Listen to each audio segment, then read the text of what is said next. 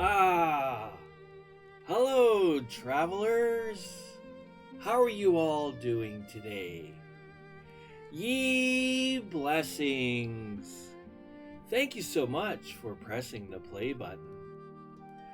Please feel free to stay and also to join the others. The mathematical wizards will restore your wisdom while you are here to learn. It is so great to have you. I am Johnny, your host with HomeCountry Mathematics. I truly appreciate you. Let us learn some maths, shall we?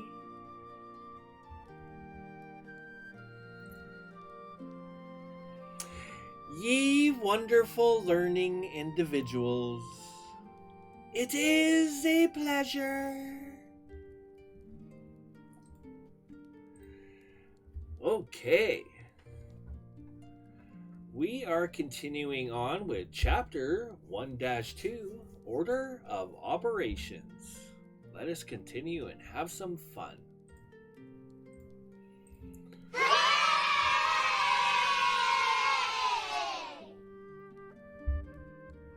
All right. Grouping symbols. Grouping symbols. What are they?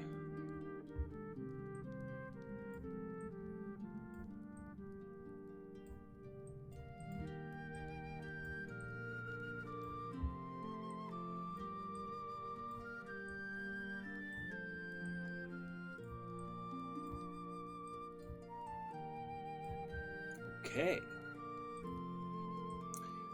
Bear with me while I try to write with a mouse.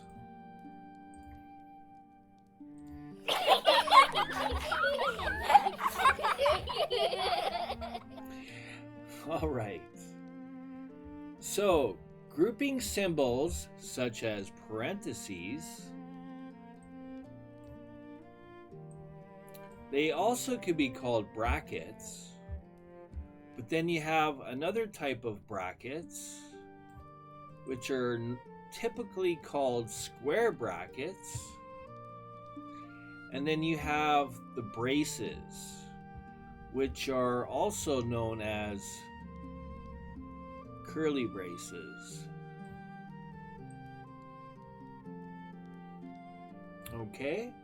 The most common used are the standard parentheses. Square brackets are normally used outside your standard parentheses. You will see. We shall do more examples. They are used to clarify or to change the order of operations.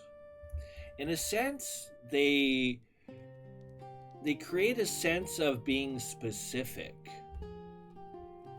They indicate that the expression within the grouping symbol is to be evaluated first. A fraction bar also acts as a grouping symbol. So what they are suggesting, we shall just go A over B. Fraction bar. Okay, it also acts as a grouping symbol. Normally we don't talk about it, but it does create that separation. Numerator over denominator, correct? It indicates that the numerator and denominator should each be treated as a single value in the sense. Also note, you could have brackets and some sort of calculation of some sense being done inside.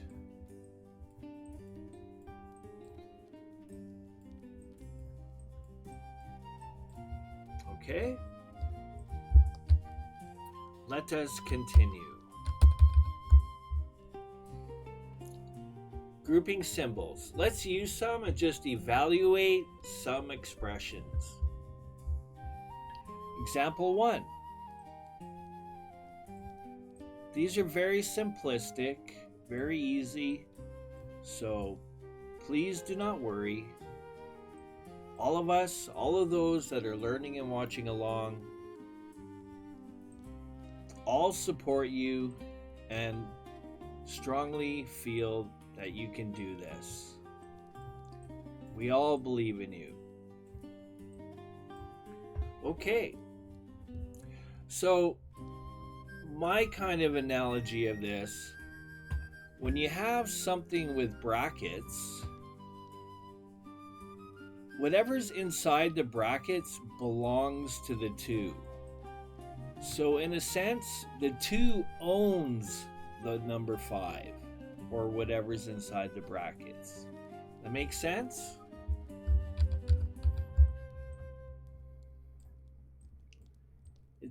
It's an ownership thing, and I want to be clear about this because I think it is very important.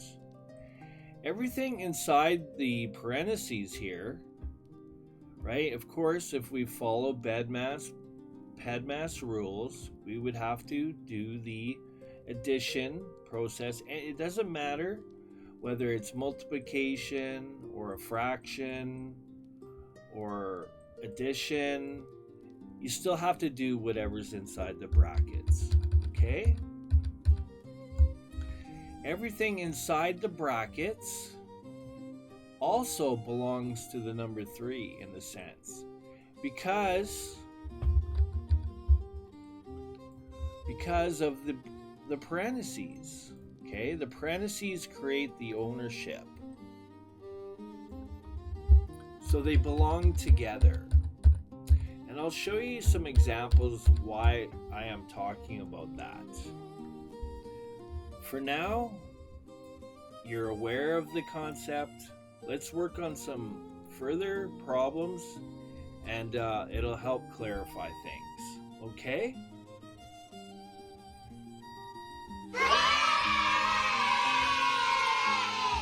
Alright, again, I have this other logic where we have a plus sign. Okay? That's our very last step. I call it step number 3. So I'm using what I call imaginary fence line, where you have a neighbor on the left-hand side and you have a neighbor on the right-hand side. Okay, it creates a separation, so we can look at this as neighbor 1, or neighbor 2, I mean, and this is neighbor 1. Okay, so we have a neighbor here and a neighbor here. With that said, we can actually do the calculation. 2 times 5.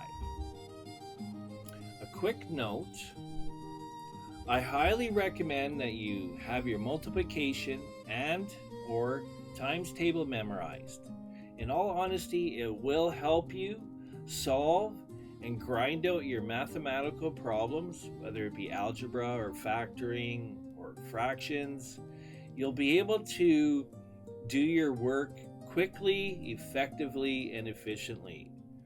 Every one of us, or every one of those that are watching, they believe in you, they support you, and they want you to succeed. So good luck in your studies.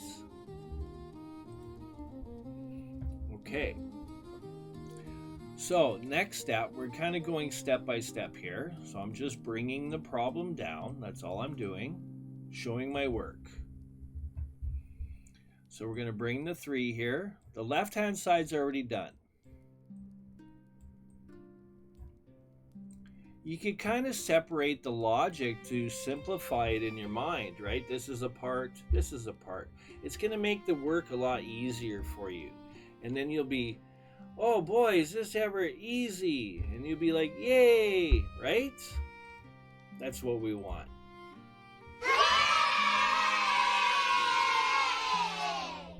Okay, so we're going to do the stuff inside the brackets.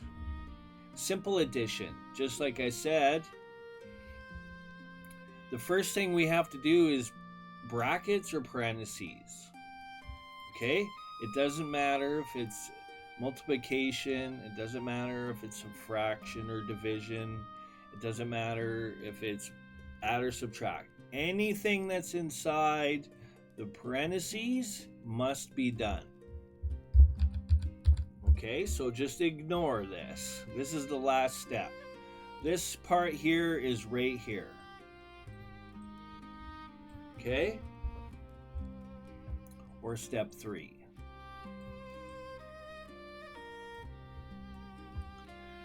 Four plus 3 is 7. Continuing the work. Let me just clean things up here so it's not so messy. We still have an addition sign, so I should clean this up as well.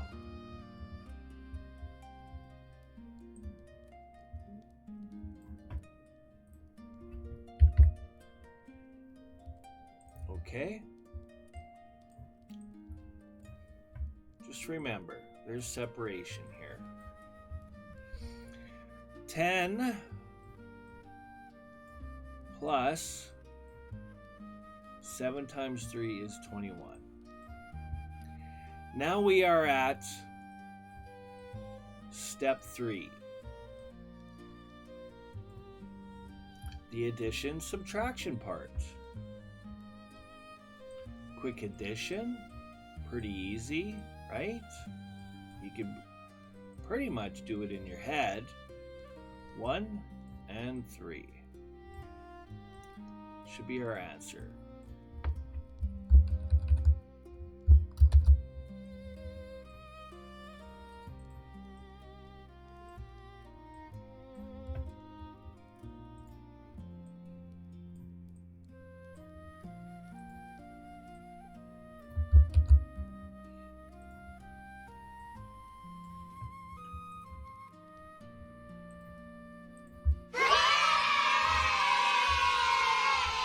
All right, great job. Easy enough, isn't it?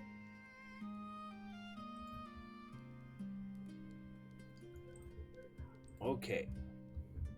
Let's set up for another problem. I would like you to try it, and then I will, in the next video, show the work for you.